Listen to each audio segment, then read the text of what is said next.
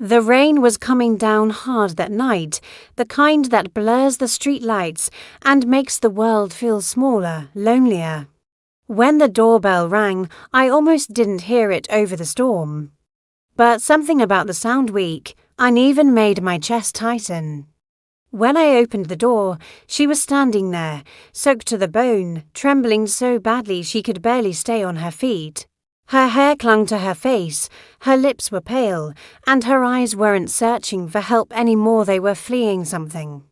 Before I could ask a single question, she collapsed forward, gripping my arm as if letting go would mean falling back into the darkness she had just escaped. In a broken whisper, she said the words that still echo in my mind, "He almost killed me." In that moment, time seemed to stop. The woman standing in front of me wasn't just frightened, she was someone who had looked death in the face and run with everything she had left, as we brought her inside, wrapped her in a blanket, and waited for her shaking to slow. My mind kept racing backward, trying to reconcile this moment with the person I thought I knew. She had loved him deeply. She had defended him when others questioned his temper, his control, his intensity. She had believed that love meant patience, that loyalty meant endurance, and that if she tried hard enough, things would get better. From the outside, their relationship looked passionate, even enviable. But love, I was beginning to understand, can sometimes disguise danger until it's almost too late. As she sat there, rainwater pooling at her feet, struggling to catch her breath, it became painfully clear that what she had been living through wasn't a bad relationship or a rough patch. It was a slow descent into fear. This story isn't just about the night she arrived trembling in the rain. It's about how love can turn into control, how silence can become a prison, and how survival sometimes begins with one desperate decision to run. She sat on the edge of the couch for a long time without speaking, wrapped tightly in a blanket. Her knees pulled to her chest as if she were trying to make herself smaller. The storm outside raged on, rain hammering the windows, thunder rolling in low warnings, but none of it seemed to touch her anymore. Whatever fear she carried had already reached its peak. Her hands shook uncontrollably, and every few seconds she flinched at the smallest sound. Her body still expecting violence, I brought her a glass of water, but she could barely hold it. When she finally looked up, her eyes were red and swollen, not just from crying, but from something deeper: shock, disbelief, the aftermath of surviving something she hadn't thought she would. She started slowly.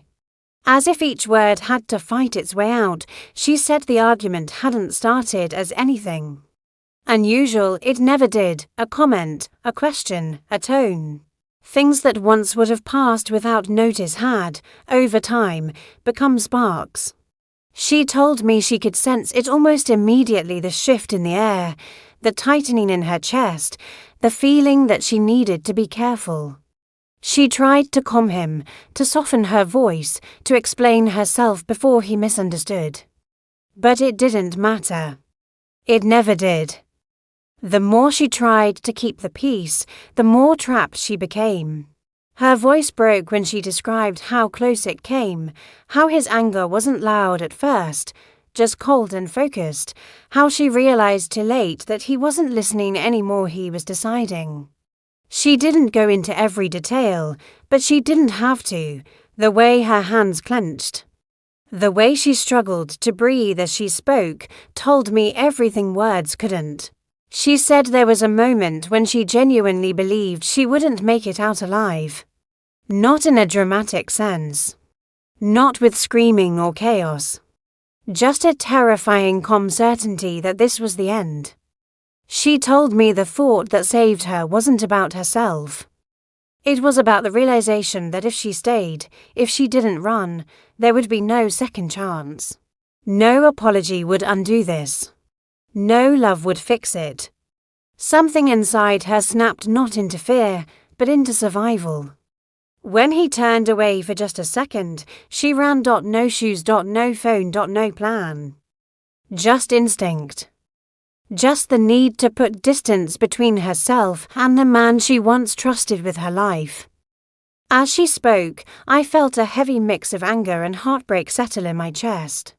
I kept thinking about how many times she must have stood exactly where she was now, frightened, unsure, convincing herself it wasn't that bad.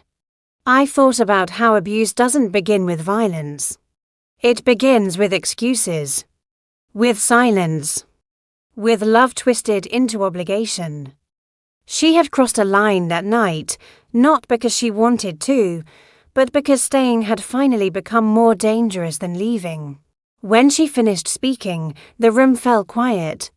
The storm outside softened, rain fading into a steady whisper, but inside, everything felt suspended.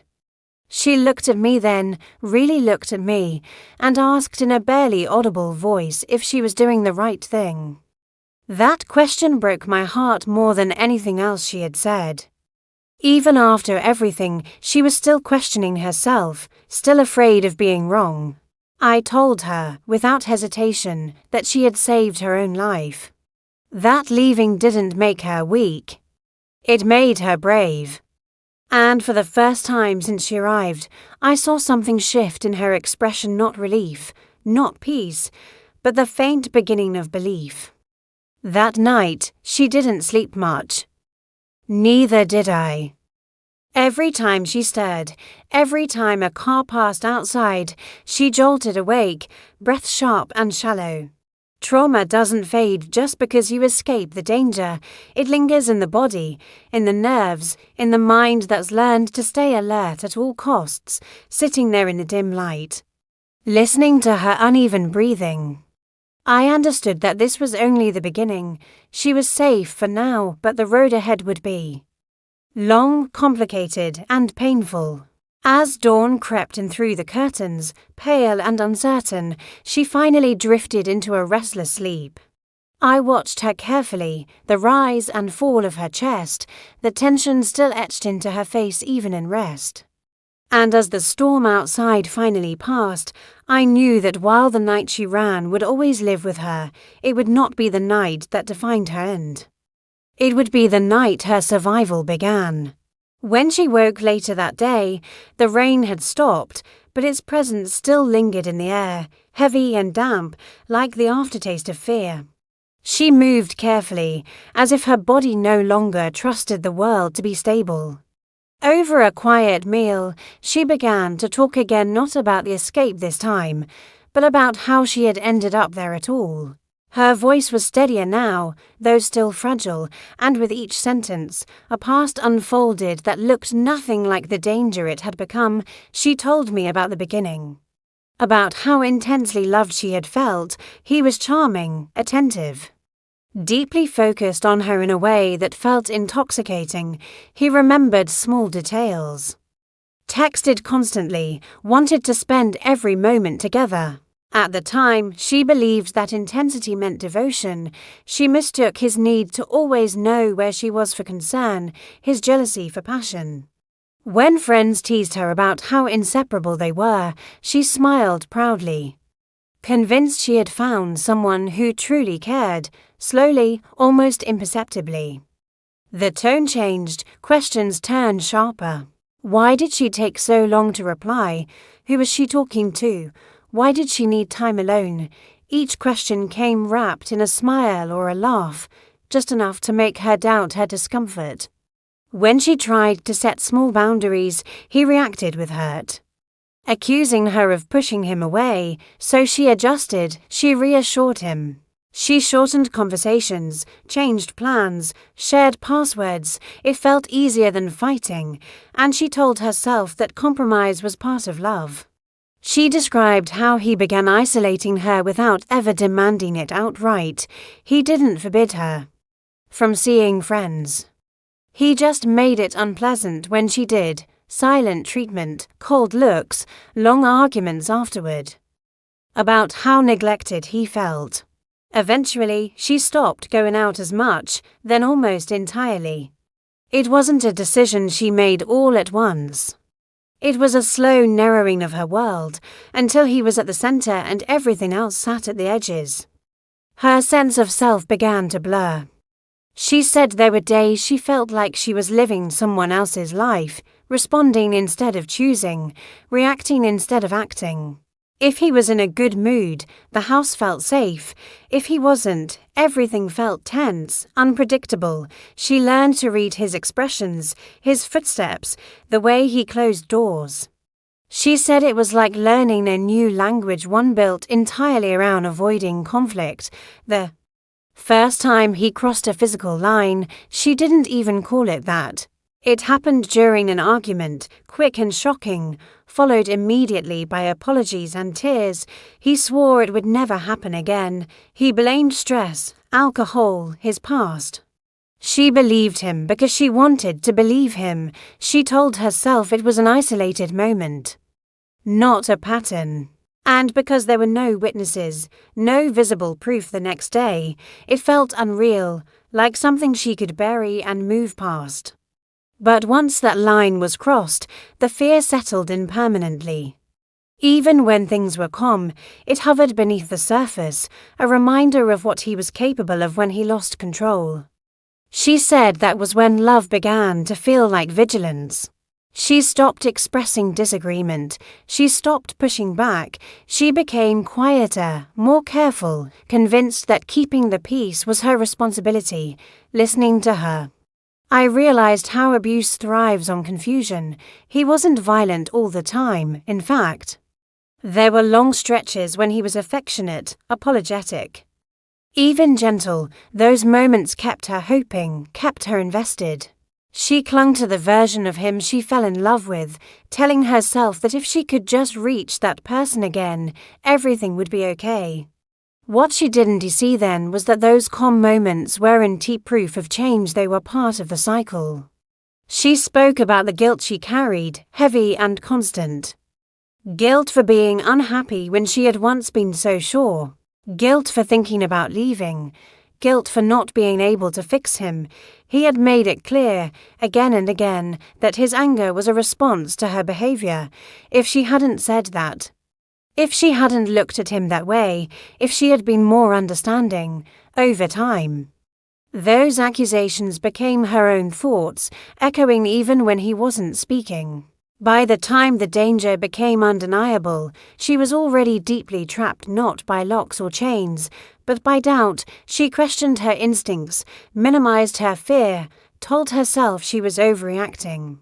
She worried about what people would think, about how it would look if she left. She said the idea of starting over felt more frightening than staying, even as staying grew more dangerous. As she finished telling me all this, she looked exhausted, like someone who had finally set down a weight they'd been carrying for years. I could see how carefully the situation had been built around her, how systematically her confidence had been dismantled. This wasn't a story of sudden violence. It was a story of erosion, of love reshaped into control, of devotion twisted into obligation. That afternoon, as light filtered softly through the windows, she said something that stayed with me. She said the scariest part wasn't that he almost ended her life. It was realizing how long she had been losing it without noticing, and in that quiet moment, I understood that escaping the night of violence was only one part of her survival. The other part, harder, slower, and just beginning, would be learning to trust herself again. In the days that followed, as her body began to recover from the shock of escape, the deeper damage started to surface. It showed up in small, unexpected ways. She apologized constantly for sitting too quietly, for asking for water, for taking up space when a door closed too loudly. Her shoulders tensed when someone raised their voice on television. She flinched. These reactions weren't choices, they were reflexes shaped by months of living in a state of constant alert. Safety, I realized, wasn't something she could simply accept. It was something her nervous system had forgotten how to recognize. One afternoon, while folding laundry together in silence, she began to talk about what daily life with him had truly been like. Not the dramatic moments, not the arguments that escalated into fear, but the ordinary hours in between, she said those were the hardest to explain because from the outside, they looked normal. Meals were cooked, bills were paid, photos were posted online with smiling captions, but inside, that routine was a quiet, relentless tension. Every decision passed through an invisible filter. Would this upset him, disappoint him, trigger something worse? Even choosing what to wear felt loaded, if she dressed nicely. She was accused of trying to attract attention if she dressed casually. She was told she didn't care enough. There was no winning, only avoiding the worst outcome. She talked about how her world had slowly shrunk. Friends stopped calling after too many cancelled plans. Family gatherings became rare because they always ended in accusations later. She learned to lie. Without thinking, not to deceive others, but to protect herself from conflict. He's just tired, work has been stressful, we're fine. Each excuse felt easier than the truth, especially when the truth sounded unbelievable even to her, and with every lie. She moved further away from the people who might have helped her see what was happening. At night, she said, sleep was never rest, it was a fragile pause between one day of fear and the next. She learned to fall asleep lightly, aware of every movement, every change in breathing beside her. Sometimes she stayed awake on purpose, afraid of what might happen if she let her guard down. Other times, exhaustion took over, and she slept so deeply that waking felt disorienting, like surfacing from underwater. Either way, mornings always came with a knot in her stomach, the familiar question forming before her eyes even opened: what version of him would she face today? She described the mental gymnastics she performed daily, constantly rewriting her own memories to survive when something hurt. She told herself she was too sensitive. When fear crept in, she labeled it dramatic. When anger rose, she swallowed it, convinced that expressing it would only make things worse. Over time, she said, she stopped trusting her own emotions altogether. They felt dangerous, unreliable. It was easier to shut them down than to risk provoking another storm. Listening to her, I saw how deeply abuse infiltrates identity. This wasn't just about bruises or threats, it was about the slow dismantling of self. She said there were moments when she stood in the bathroom staring at her reflection, trying to remember who she had been before him. She could recall facts, her job, her interests, her past, but the feeling of herself was gone, like a word on the tip of her tongue she could never quite grasp. That loss frightened her more than the arguments ever had. There were times she almost left before the night she ran. She admitted that quietly, her eyes fixed on the floor. Once, she packed a bag and hid it in the trunk of her car, just in case.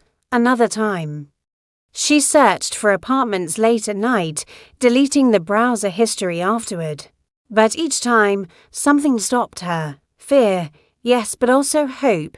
Hope that the man she loved would finally change, that the apologies would mean something, that all the pain would somehow justify itself in the end. She said walking away felt like admitting that none of it had been worth it, and she wasn't ready to face that truth. As she spoke, there were moments when anger flashed across her face, not at him, but at herself. She asked out loud how she could have stayed so long, how she could have ignored the warning signs. That question carried a heavy shame, one that abuse plants carefully and nurtures over time. I told her what she couldn't yet believe, that survival often looks like endurance until it doesn't work anymore, and that staying doesn't mean consent to harm. It means she did what she could with the information and strength she had at the time. That evening, as the light faded and the house settled into quiet, she sat by the window and watched people pass by on the street below. She said it felt strange to see others moving freely, laughing, living ordinary lives, while hers felt paused, suspended between what it had been and what it might become. She wondered out loud if she would ever feel normal again, if the fear would ever fully leave her body. I didn't promise her it would disappear quickly. I told her the truth that healing would be uneven, frustrating, and slow, but that it was possible. Later, when she finally went to bed, I noticed something small but significant. She closed the door, then opened it again. Just a little, leaving it ajar. When I asked if she wanted it closed or open, she hesitated, then said softly that she wanted to be able to hear everything. That moment captured the reality of where she was better than any words could. She wasn't just learning to be safe, she was learning how to live without constant fear. Chapter by chapter, day by day, the truth of her experience was coming into focus not as isolated incidents, but as a pattern that had shaped her entire world. And now, with distance slowly forming between her and the man who had almost ended her life, she was beginning the hardest work of all, rebuilding a sense of self that had been quietly, persistently taken from her. The days that followed unfolded with a quiet intensity that surprised her. On the surface, nothing dramatic happened, no confrontations, no sudden emergencies. No scenes that would make a story feel complete, yet inside her, everything was shifting. The absence of constant fear created space. And in that space came thoughts she had pushed away for years. Memories returned uninvited, not just of pain, but of moments when she had felt herself disappearing little by little. She began to notice how deeply the relationship had shaped her instincts. When someone asked her a simple question, what she wanted to eat, where she wanted to go, her mind went blank. Choice felt unfamiliar, almost unsafe. She was used to adapting, anticipating, adjusting.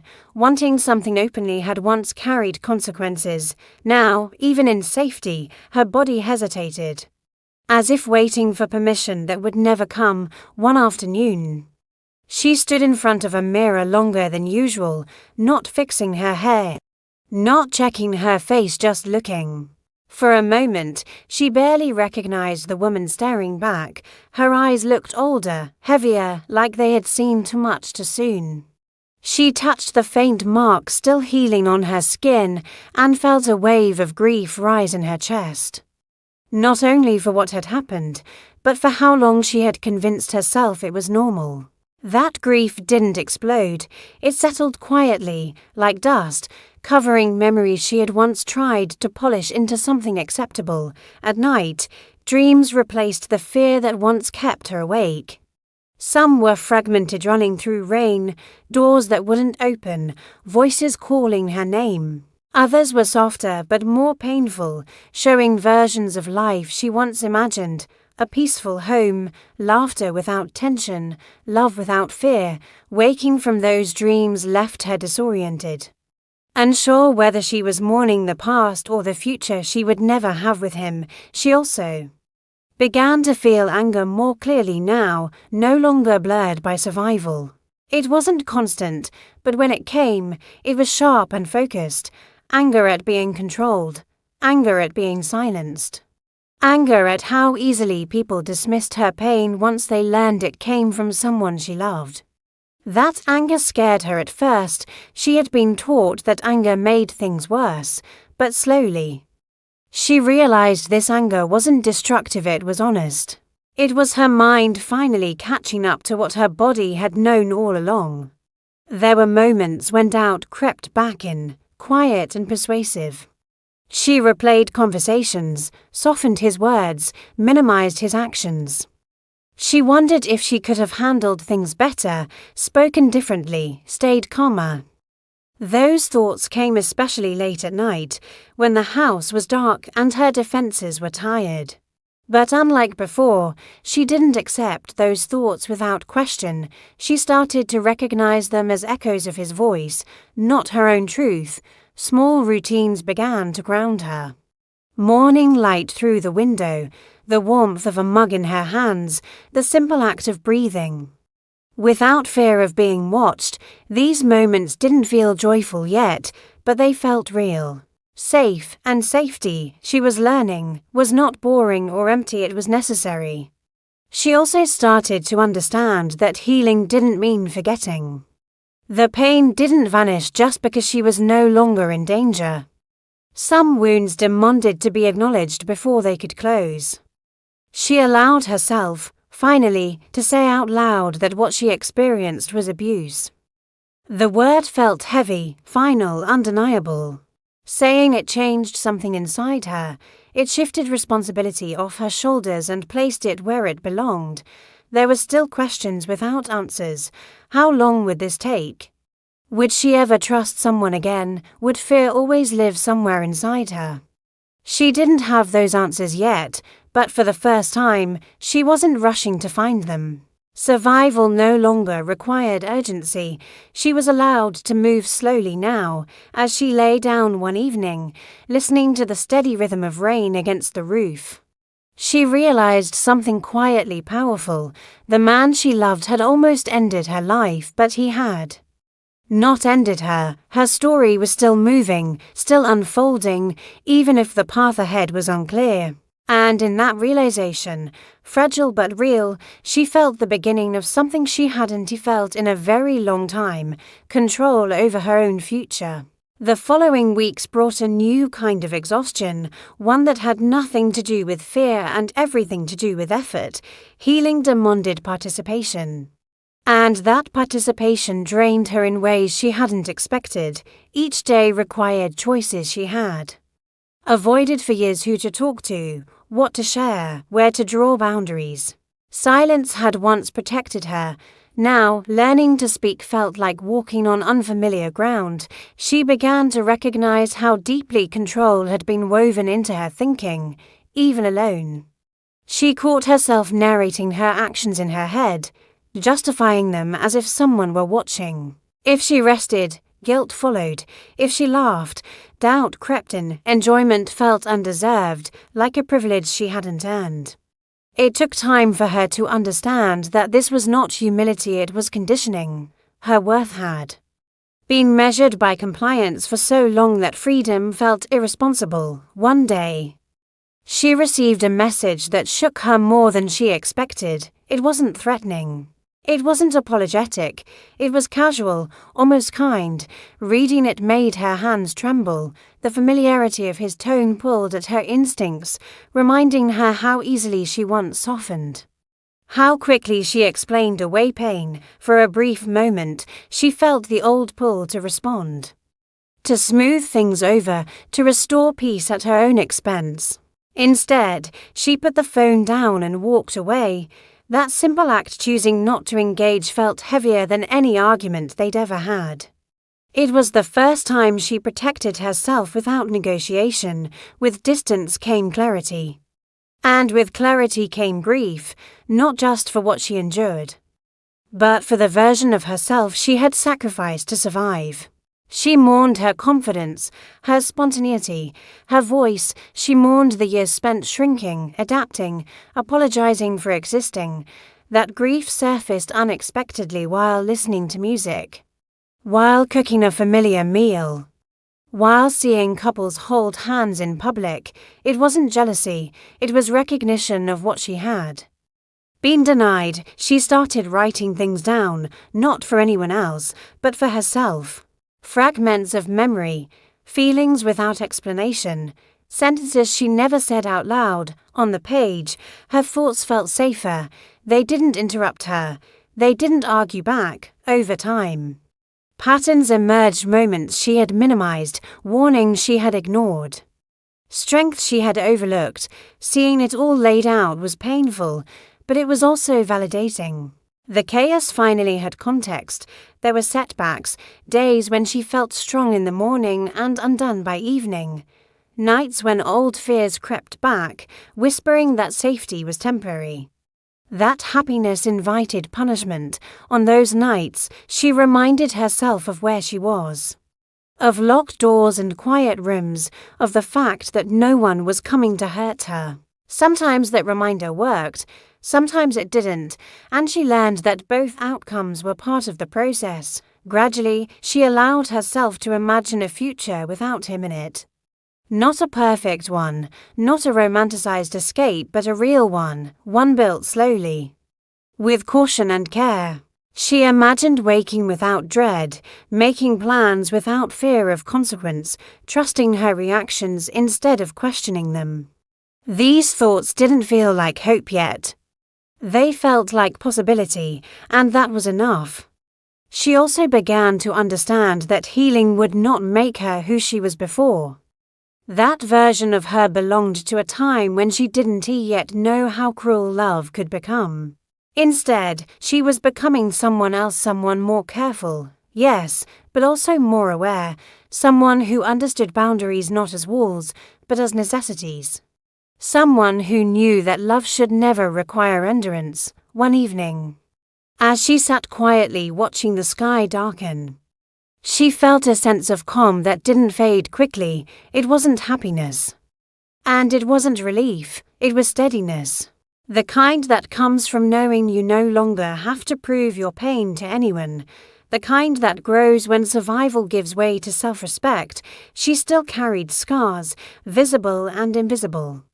They hadn't vanished. And maybe they never would, but they no longer defined her entirely. They were part of her story, not the conclusion. And as she breathed into that truth, she realized she was no longer just someone who had escaped. She was someone who was choosing, day by day, to live. The quiet began to feel different as time passed. It was no longer empty or threatening. It became a place where she could finally hear herself think. In that silence, she started to notice changes that would have seemed impossible just weeks earlier. Her shoulders no longer stayed permanently tense, her breath no longer caught at every unexpected sound. These shifts were subtle, almost unremarkable to anyone else, but to her they were signs of something profound. Her body was learning that it was no longer in danger. She began to trust her instincts again, slowly and carefully, for so long. She had been told that her reactions were wrong, exaggerated, or unfair. Now, when discomfort surfaced, she didn't immediately dismiss it. She paused and listened. Sometimes it led her to step back from a conversation, to say no, or to leave a situation early. Each time she honored that instinct. She reclaimed a piece of herself that had been silenced. There were moments when she thought about forgiveness, not for him, but for herself. Forgiving herself for staying, for hoping, for loving someone who nearly destroyed her. That forgiveness didn't arrive all at once. It came in fragments, in gentler thoughts replacing harsh ones, in compassion slowly replacing blame. She started to see that survival had required strength she hadn't recognized at the time. Her world began to expand again, cautiously, a short walk outside, a conversation that lasted longer than planned, a laugh that surprised her with its sincerity. These moments didn't erase the past, but they proved that it no longer controlled every breath she took. She learned that joy could exist alongside memory, that feeling alive didn't mean forgetting what had hurt her. She also accepted that fear might never disappear completely, and that was okay. Fear, she realized, wasn't the enemy, it was unprocessed pain asking for care instead of fighting it. She learned to acknowledge it, to ground herself, to remind her body where she was, with practice. Fear lost its power to dominate her thoughts. One evening, she stood outside just after sunset, the air cool and still, and felt something she hadn't felt in a long time: ownership of the moment. No one was watching. No one was waiting for her to explain herself. The life ahead of her was uncertain, but it was hers. That realization settled into her chest like a promise. She knew there would be challenges ahead. Conversations she hadn't had yet. Decisions she would struggle with, memories that would resurface when she least expected them. Healing hadn't ended, it had simply changed shape, but she was no longer walking that path in darkness. She had awareness now, choice, agency. As she closed the door behind her that night, she did so without fear. Not because she believed nothing bad could ever happen again, but because she trusted herself to respond, to protect herself, to leave if she ever had to. The man she loved had almost ended her life, but he had not ended her story, and in that truth, she found strength, not loud or dramatic, but steady and enduring. A strength built from survival, shaped by pain, and guided by the quiet certainty that she deserved a life where love did not hurt, and where her existence did not require permission. As the story draws to a close, it is clear that her journey is not just about surviving a nightmare, it is about reclaiming life, strength, and identity. She has stepped out of fear's shadow, learning to trust herself, honor her boundaries, and embrace moments of calm and joy that once felt impossible. The scars remain, both visible and invisible. But they no longer define her. They are reminders of resilience, courage, and the choice she made to put her own safety and well-being first.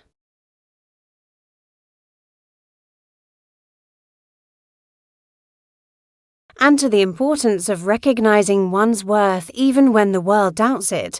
If this story moved you, inspired you, or made you reflect on the importance of self-respect and courage, don't forget to subscribe for more real-life emotional journeys and cinematic storytelling. Hit the notification bell so you never miss a story that touches the heart, and share this video to raise awareness about recognizing danger in relationships and the strength it takes to walk away. Your support helps bring more voices and stories to light, showing that survival is just the beginning, and healing is possible for everyone willing to take the first step. Subscribe now and join our community where every story matters and every journey toward hope is celebrated.